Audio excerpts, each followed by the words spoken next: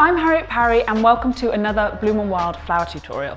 And at Bloom and Wild, we always get asked, how do I make my flower arrangements look like the ones that you have in your pictures? Well, today I'm going to show you exactly how. And it's all about arranging your flowers in a front-facing fashion. So that means you have a flatter back and all of your flowers are arranged towards the front and around the two sides. So what you'll need are your flowers.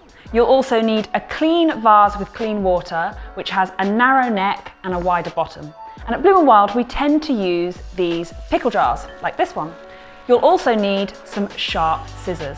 First of all, you want to unpack your flowers. And I tend to put all of my flowers into groups. And I put them into groups of focal flowers, which are rounder, more bold shaped stems, and also filler or foliage, which are sort of more delicate, fluffier stems. So I'll do that first.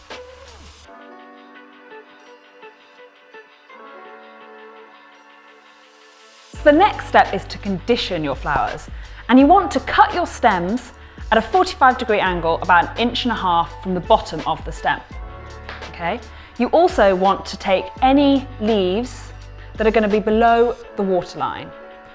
And another little tip is if you have roses in your bouquet, you want to remove the guard petals, which are the outer petals of the rose. So you just gently pop them off like this.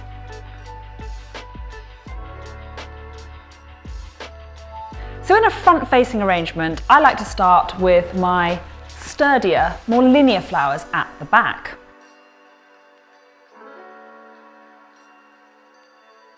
The next thing I would do is add some focals, so I'll put in my roses.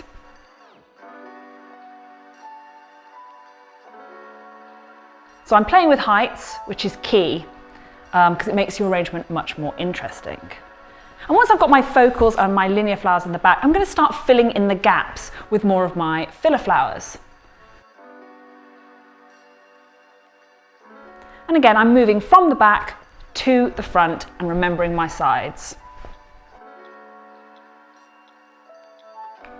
With filler flowers, a little tip is break them down so you get more stems per single stem. These short little stems, I'm just going to pop around the front of the neck of the vase, like so.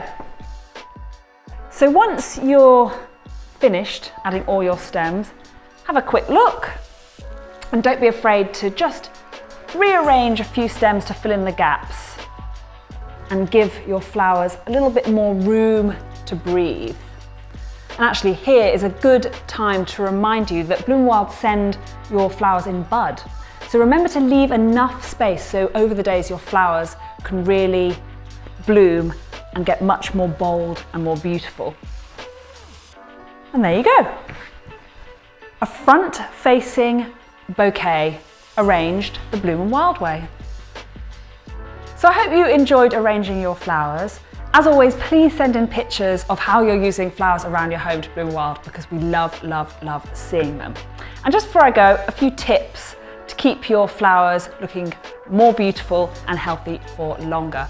So I suggest changing your water every few days and also trimming your stems about 1 centimetre as well. And also keep your flower arrangements away from drafts, away from fruit, because they emit gases that make your flowers fade, and also direct sunlight and heat. So that's all from me. I'll see you next time on another Bloom and Wild flower tutorial. Bye!